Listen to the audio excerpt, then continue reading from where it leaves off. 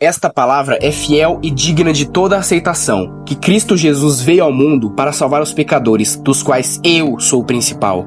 Porque Paulo era o pior dos pecadores? Não é falsa modéstia. Não é porque ele cometeu mais pecados do que as outras pessoas. E, se você está pensando que é só mais uma daquelas frases de humildade exagerada da Bíblia, é porque você ainda não entendeu o peso dessa declaração. Hoje, vamos entender profundamente por que Paulo se vê assim e o que ele nos ensina sobre graça, redenção e a visão cristã sobre o pecado. Já aproveita e vai deixando o seu like e compartilhando o vídeo, para que mais pessoas possam vê-lo. Fica comigo até o final, porque essa reflexão pode mudar a forma como você encara a sua própria jornada espiritual. Vamos lá! Paulo, antes de conhecer a Cristo, foi um perseguidor implacável dos cristãos. Ele não apenas rejeitou a fé, mas ativamente buscou destruir o que considerava uma ameaça à religião judaica. Esse homem, que hoje nos ensina tanto sobre a graça de Deus, viu-se como o pior dos pecadores, não porque fosse o mais pecador em termos de atos, mas porque ele entendia que, por muito tempo, ele estava oposto à obra de Cristo. A metáfora do quarto escuro ajuda a ilustrar isso. Imagine um quarto onde a luz nunca entrou. Por mais que você tente arrumar, tudo parece bagunçado e você não sabe por onde começar. Você não percebe o quanto esse quarto está sujo e bagunçado até que a luz entre nele. Paulo era como esse quarto. Ele vivia em trevas, mas nem sabia disso até encontrar a luz de Cristo. Ele achava que estava certo até ser confrontado com a verdade. E é aí que a sua frase de ser o pior dos pecadores faz sentido. Ele não apenas agiu errado, ele era um obstáculo para a verdade. Estava no caminho contrário daquilo que Deus queria para o mundo. E esse é o motivo pelo qual ele se vê como pior. Ele era um inimigo da obra que, mais tarde, seria a sua missão. Quando ele fala de ser o pior dos pecadores, ele se coloca num lugar de quem, tendo tido uma revelação de Cristo, sabe que não há pecado maior do que resistir ao amor de Deus de forma consciente. Não há pecado pequeno. E ele sabia que rejeitar a graça, como fez no passado, é algo ainda mais sério, pois é uma escolha ativa contra a verdade. Paulo não estava competindo para ver quem pecou mais. Ele olhava para dentro de si com honestidade e isso gerava humildade. Ele não comparava seus pecados com os dos outros. Ele comparava com a santidade de Cristo. Quanto mais ele conhecia Jesus, mais ele via as impurezas que antes ele ignorava. Essa fala de Paulo não é falsa modéstia.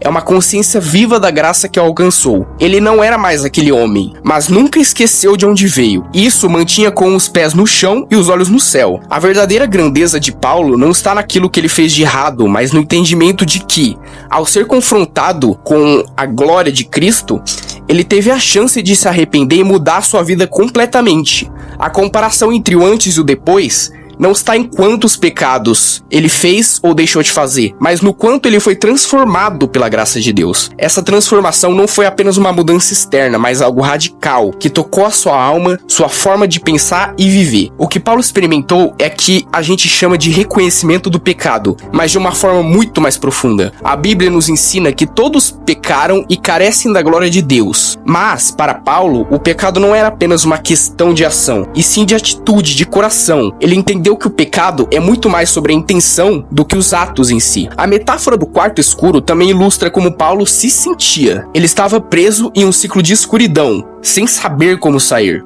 Mas, ao encontrar a luz de Cristo, ele foi capaz de ver a realidade do pecado em sua vida, não apenas pelos atos, mas pela intenção do coração, pela cegueira espiritual. Foi quando ele se viu como o pior dos pecadores.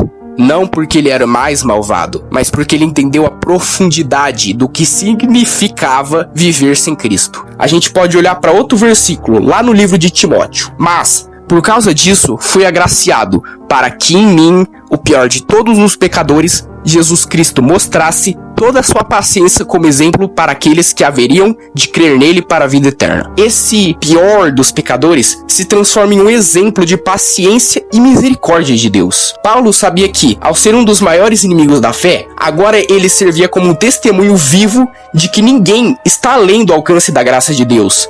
Ele foi transformado de um perseguidor em um apóstolo, de um homem que destruía vidas a um homem que edificava igrejas. E aí que entra a ideia de que em Cristo, para Jesus, ninguém é irreparável, ninguém é inconsertável. A graça, ela não vê tamanho, ela vê disposição do coração em se arrepender e mudar. Portanto, quando Paulo declara isso, ele não está se colocando acima ou abaixo dos outros. Ele está simplesmente reconhecendo o peso do pecado em sua vida antes de Cristo e o poder da graça que transformou ele completamente. Ele mostra que, independente de quantos pecados alguém cometeu, o que importa é a aceitação da graça de Deus e a mudança interior que ela traz. E você?